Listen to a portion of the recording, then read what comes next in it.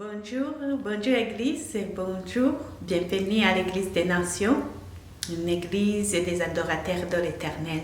Nous sommes des adorateurs de l'Éternel. Et cette semaine, il y a une chanson qui m'est venue dans l'esprit et la chanson dit c'est mon histoire, c'est mon chant, louer l'Éternel à chaque instant. Et donc, nous sommes les gens qui louent l'Éternel à chaque instant, à chaque moment, chaque jour, chaque semaine, chaque année. Nous sommes des adorateurs de l'Éternel. Bienvenue. Aujourd'hui, on va parler sur le pardon, pardonner. Et quand je priais pour ce moment, je priais et puis Dieu m'a donné une image. Et l'image, c'est un bateau qui est dans l'eau et où il y a les passagers avec leurs bagages. Et puis quand il y a la tempête, les passagers prennent tous ces bagages, ils jettent dans l'eau pour que le bateau soit léger. Et je vis cette image de Paul quand il était dans le bateau et il y a eu beaucoup de tempêtes et les passagers ils ont commencé à jeter les choses dans l'eau. Et puis pour que donc le bateau soit léger, pour qu'ils aient la possibilité d'aller sur le bord. Et si j'ai vu aussi l'image de Jonas quand il était dans le bateau et qu'il y a eu la tempête. Et puis, quand ils ont commencé aussi la première chose qu'ils ont fait, ils ont jeté les bagages dans l'eau. Et la Bible nous dit que c'était pour que le bateau soit léger. Et puis, j'ai vu alors un verset biblique qui d'ailleurs, on a eu dans cette semaine de prière. Alors, le verset, c'est Hébreux. Chapitre 12, verset 1. Hébreux, chapitre 12, verset 1. C'est pourquoi nous aussi, qui sommes entourés d'une telle foulée de témoins, débarrassons-nous de tout fardeau et du péché qui nous cerne si facilement de tous côtés et couronnons avec endurance l'épreuve qui nous est propre. Donc, débarrassons-nous de tous les fardeaux qui nous cerne aussi facilement, de tout péché qui nous cerne aussi facilement. Et puis j'ai vu ces fardeaux, ces péchés comme les choses qu'on garde et qu'on ne pardonne pas, qui amènent l'amertume, qui amènent la colère. Et l'Éternel nous dit de se débarrasser de ça en pardonnant les gens qui nous ont offensés. Et puis j'ai vu aussi le verset en Colossiens chapitre 3 verset 8. Mais à présent, débarrassez-vous de tout cela, colère, irritation, méchanceté, insulte ou propos grossiers qui nous sortent de votre bouche. Colossiens chapitre 3 verset 8, la version Semère. Donc de se débarrasser de colère, de se débarrasser d'irritation, de méchanceté, quelle que soit la personne qui a causé de cela. Et la manière de se débarrasser de ça, c'est de pardonner. Alors, quelle est la place de pardonner dans la vie chrétienne? Jésus lui-même, il a beaucoup enseigné sur pardonner.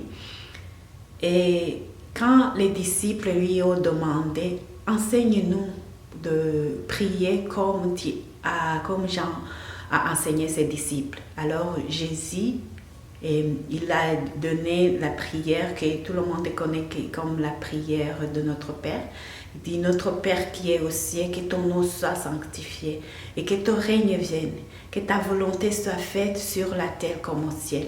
Donnez-nous aujourd'hui notre pain quotidien. Et Matthieu 6, verset 12 dit, pardonnez-nous nos offenses comme nous aussi nous pardonnons à ceux qui nous ont offensés.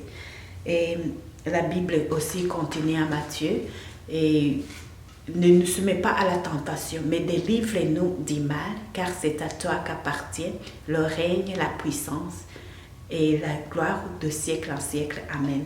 Et après cela, après ce passage dans la Bible, en bas, Jésus est revenu pour expliquer quelque chose qu'il avait mentionné. Donc, c'est quelque chose qui s'est pardonné. Et il est au verset 14 du chapitre 6, il dit: si vous pardonnez aux hommes leurs offenses, votre Père céleste vous pardonnera aussi.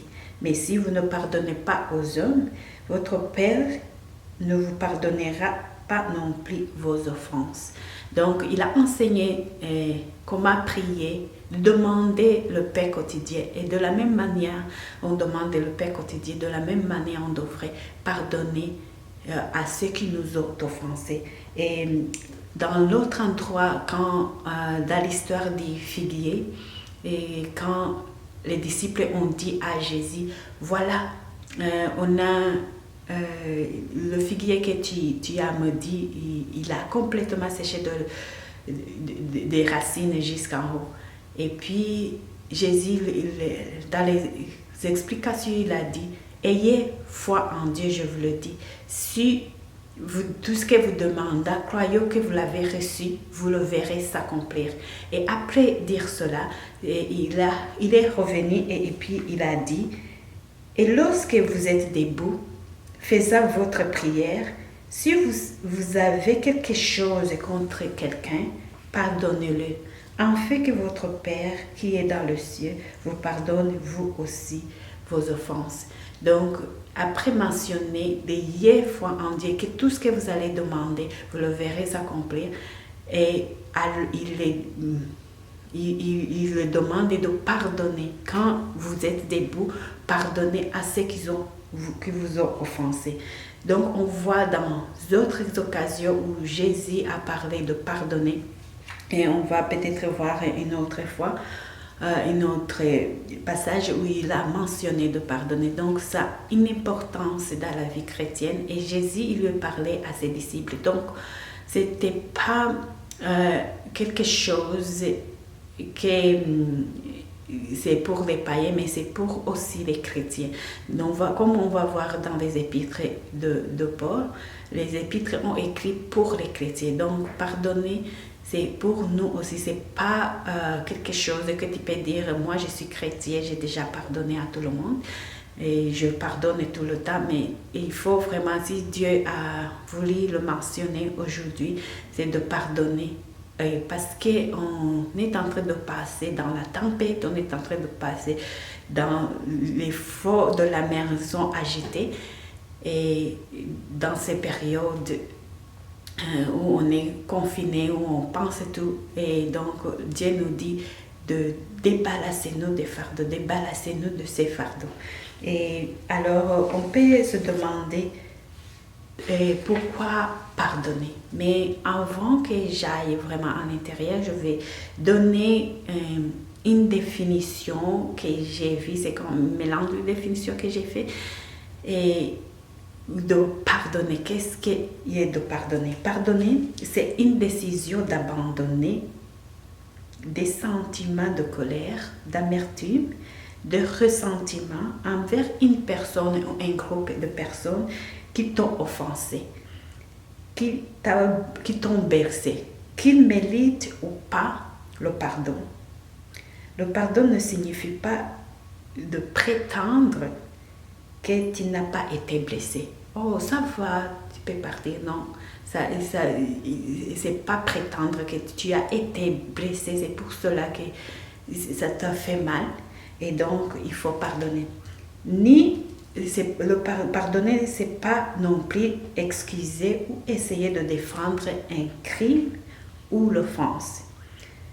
Et donc, le pardonner, ça ne signifie pas non plus de se réconcilier s'il n'y a pas une vraie repentance de l'autre personne qui t'a offensé, s'il ne serait pas complètement. Donc, pardonner, ça ne veut pas dire que tu vas courir directement dans la main de la personne qui t'a offensé et de lui donner un câlin.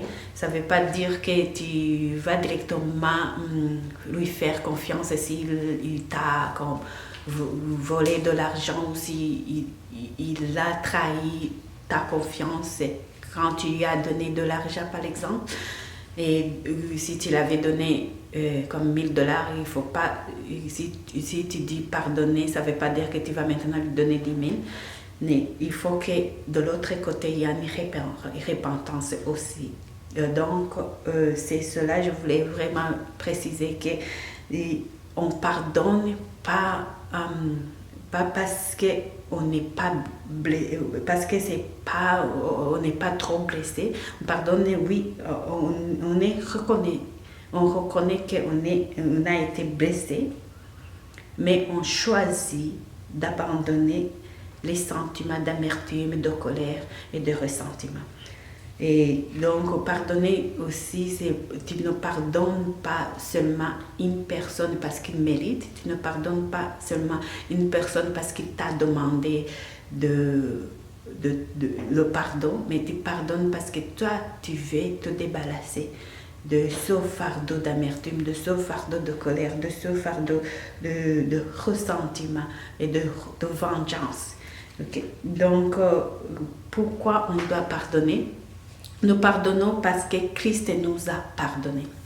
Et Colossiens, chapitre 3, verset 13, « Supportez-vous les uns les autres. Si l'un a un sujet de se plaindre de l'autre, pardonnez-vous réciproquement. De même que Christ vous a pardonné, pardonnez-vous aussi. » Donc, pardonner, c'est pas, on pardonne pas seulement quand on a été trop offensé, ou quand c'est vraiment, ça a causé beaucoup de blessures, mais on pardonne aussi quand il y a quelque chose à se plaindre de l'autre. C'est ce que cette parole nous dit. On pardonne, si quelqu'un a quelque chose de se plaindre de l'autre, si tu avais confiance à ta sœur, à une sœur de l'église, mais il a trahi ta confiance. Il faut vraiment pardonner. S'il y a quelque chose, quoi que ce soit, qui fait que tu te plaignes de l'autre, il faut pardonner et exercer-nous à pardonner promptement. S'il y a quelque chose qui commence à t'énerver, qui commence à amener la colère, et amener l'amertume, il faut directement pardonner et avant de faire quoi que ce soit. Et on pardonne parce que Christ nous a pardonné, nous aussi. Quand on ne le savait pas, il nous a directement pardonné. Et Éphésiens chapitre 4, verset 31 à 32, « Que toute amertume, toute animosité, toute colère, toute clameur, toute calomnie et toute espèce de méchanceté disparaissent du milieu de vous. Soyez bons les uns envers les autres, compatissants, vous pardonnant réciproquement comme Dieu vous a pardonné. » Comment on va faire, on va éliminer les calomnies, comment on va éliminer les animosité, comment on va éliminer toute colère, comment on va éliminer les amertumes. C'est en soyant beau, en état beau, en état en pardonnant les uns les autres, toutes sortes de choses, que ce soit des blessures profondes, que ce soit juste des légères, des mots que quelqu'un a lancés en blaguant mais qui t'a blessé. Tout ça, il faut pardonner. Toutes ces personnes une personne a juste dit en blaguant, il faut vraiment pardonner. Et pardonner aussi à ceux qui t'ont offensé, des blessures profondes et qu'on a juste fermé et on a dit on ne veut plus en parler parce que ça amène la colère, ça amène l'amertume. Et il faut voir si vraiment tu as pardonné et que tu n'as pas cela, tu n'as pas cet esprit de ressentiment, de vengeance en toi et que tu peux souhaiter quelque chose, pas de bon de l'autre. Il faut vraiment pardonner. Nous pardonnons parce que Christ nous a pardonné. Et le verset Éphésiens continue en chapitre 5, verset 1, directement après, pardonnez-vous les uns les autres. Et comme Christ vous a pardonné, comme Dieu nous a pardonné, Alors il dit, devenez donc des imitateurs de Dieu comme les enfants bien-aimés. Christ nous a pardonné, Dieu nous a pardonné à travers Christ, en Christ. Donc on imite Dieu en pardonnant. On devient des imitateurs de Dieu en pardonnant comme il nous a pardonné. Et il dit, marcher dans la charité à l'exemple du Christ, qui nous a aimés et qui s'est livré lui-même à Dieu pour comme une offrande et un sacrifice de bonne odeur. Donc on pardonne en imitant Dieu parce qu'il nous a pardonné. Et ça c'est un grand réseau pour un chrétien de dire je pardonne, j'exerce le pardon parce que j'ai reçu le pardon. Et réfléchis tout ce que tu fais et que Dieu, tu demandes tout ce que tu demandes à Dieu, le pardon, et pardonne aussi aux autres qui te font du mal, qui te blessent dans n'importe quoi. Quelque chose que tu peux se plaindre de l'autre, pardonne. Et une autre raison à laquelle on doit pardonner, c'est de ne pas laisser à Satan l'avantage sur nous. De ne pas laisser Satan l'avantage sur nous. Ça, on voit cela dans l'épître des Corinthiens, une lettre aux Corinthiens, chapitre 2, verset 5. Si quelqu'un a été une cause de tristesse, ce n'est pas moi qui l'a attristé, c'est vous tous, du moins en partie. Pour ne pas exagérer, il suffit que cet homme du châtiment qui lui a été infligé par le plus grand nombre, en sorte que vous devez bien plutôt lui pardonner et le consoler, de peur qu'il ne soit accablé par une tristesse excessive. Je vous exhorte donc à faire acte de charité envers lui, car vous est écrit aussi dans le but de connaître en vous mettant à l'épreuve si vous étiez obéissant à toutes choses. Or, à qui vous pardonnez, je pardonne aussi. Et à ceux que j'ai pardonné, si j'ai pardonné quelque chose, c'est à cause de vous, en présence du Christ, en fait de ne pas laisser à Satan l'avantage sur nous, car nous n'ignorons pas ses desseins. Donc il dit qu'il a pardonné quelque chose, quoi que ce soit, il a pardonné, c'était de ne pas laisser Satan l'avantage sur les chrétiens, car nul n'ignore pas ses desseins. Et ses desseins, la Bible nous dit que le voleur vient pour voler, pour tuer et pour détruire. Et les desseins de Satan, c'est pour voler, pour tuer et pour détruire. Si on veut que Satan ne vienne pas dans notre vie, dans cette période où c'est lourd, alors il faut se débarrasser de toute l'amertume, de toute colère et de pardonner toutes ces personnes qui nous ont causé le tort. Et donc, s'il y a quelqu'un qui a testé ta joie, s'il y a quelqu'un qui a poussé loin ta patience, s'il y a quelqu'un qui teste ta douceur, qui teste ton maîtrise de soi, et il faut s'habituer à pardonner et à pardonner rapidement pour que Satan n'ait aucune occasion sur toi. Et pour que tu bloques, tu lui donnes aucun avantage. Aujourd'hui, on va pardonner toutes ces personnes qui ont lancé des blagues et qui nous ont blessés.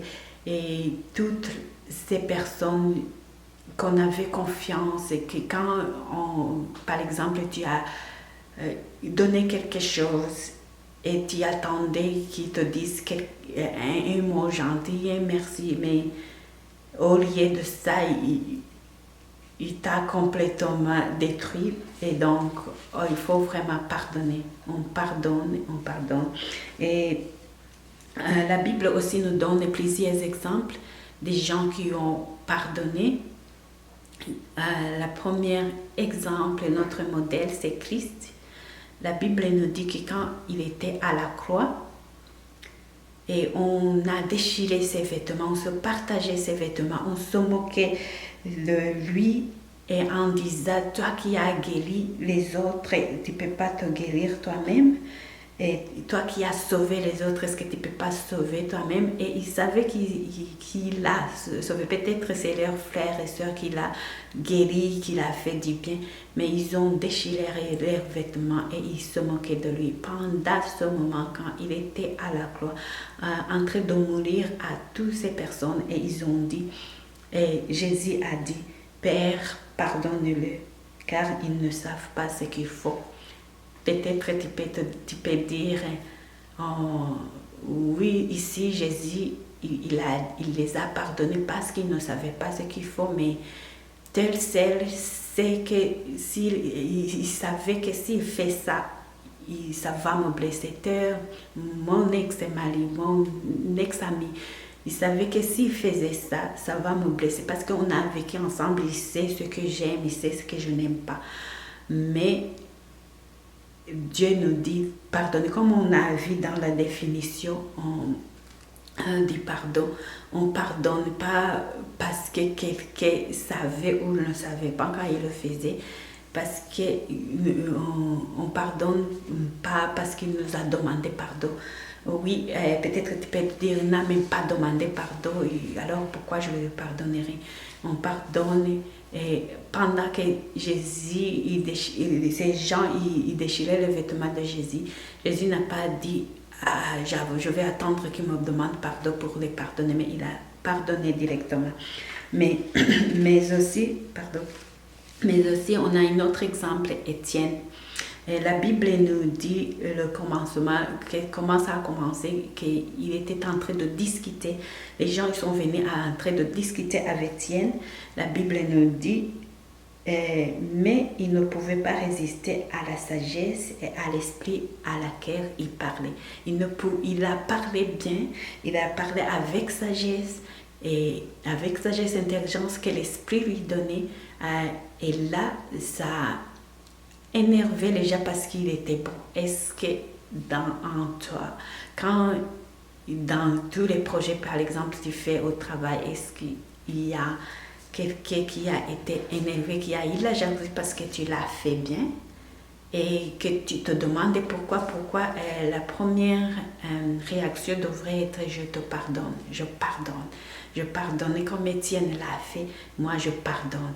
Si tu as bien parlé et que ça a causé un problème, ça a fait que quelqu'un te haïsse à cause de ta sagesse, à cause de ton intelligence, à cause de tes études, à cause de ta position que tu as eue.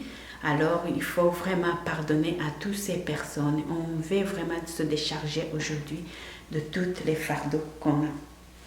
Et quand Étienne, on était en train de jeter les pierres sur lui, c'est à ce moment qu'il a dit, Seigneur, pardonne, ne les impute pas ce péché.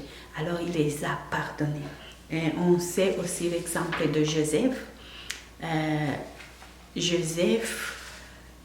Quand il venait voir les nouvelles de ses frères, la Bible nous dit quand il est arrivé chez eux, ils ont déchiré directement sa belle robe et ils ont jeté dans le pont, dans le puits. Et ce qui est étonnant, ils disent qu'après l'avoir jeté dans le puits, ils s'assirent et ils mangent. Peut-être, tu vois, le garçon était venu, il avait faim, on l'a directement pris, on l'a jeté et puis ils ont commencé à manger. Et en plus, on l'a vendu avant de lui donner quelque chose à manger. Et puis, vous savez, tout ce qu'il a été, mais il les a pardonnés, il les a accueillis, il les a nourris. Même après la mort de leur père, ils ont inventé une histoire. Mais la Bible nous dit qu'après inventer l'histoire, ça a vraiment fait attrister Joseph.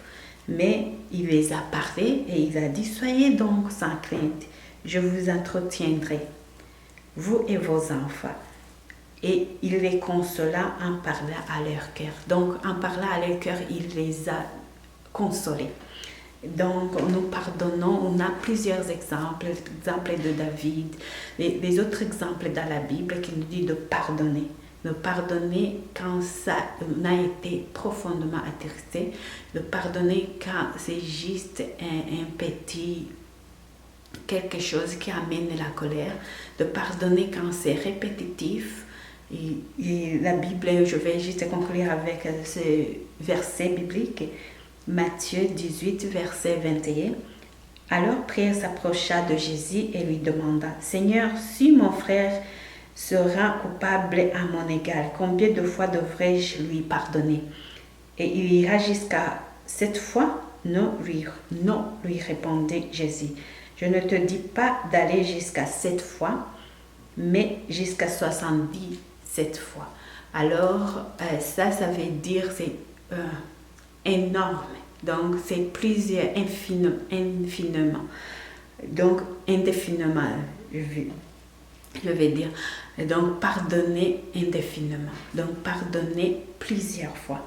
Et donc, aujourd'hui, on va pardonner parce que Christ nous a pardonné. On va pardonner pour ne pas donner l'avantage à Satan pour venir détruire. Et dans ce moment, on va rendre légère notre bateau pour traverser ce moment difficile. Donc, on pardonne à partir de la mise de tout ce qui est de sujet de plainte. Alors, pardonne les membres de la famille, les tantes, les oncles, les frères, les sœurs, maman ou papa qui t'ont blessé, on va pardonner. On pardonne au milieu du travail, les managers, les collègues de travail. On pardonne quand on est sur l'autoroute et que quelqu'un klaxonne ou ça commence et tu commences à dire tous ces gens qui klaxonnent, tout ça a habitué nous à pardonner promptement. Pardonne à ceux qui ont piqué ton parking de ton stationnement quand tu étais en train de stationner. Donc, soyez des imitateurs de Dieu et pardonnez parce qu'on a été pardonné. On vient voir qu'en tant que chrétien, on pardonne parce que Christ nous a pardonné. Et si jamais toi qui m'écoutes, et tu te dis, moi, je ne sais pas si Christ m'a pardonné, je ne sais pas, je ne suis pas sûre. Alors, je vais te rassurer que Christ t'a pardonné. Il faut juste l'inviter dans ton cœur et accepter son pardon. Et tu peux prier avec moi cette prière. Seigneur Jésus, viens dans mon cœur. Je te donne toute ma vie. Viens, sois mon Seigneur et mon Sauveur. J'accepte que tu es mort pour mes péchés et que tu as été enseveli et que le 3e jour tu es ressuscité d'entre les morts. Tu m'as réconcilié avec Dieu.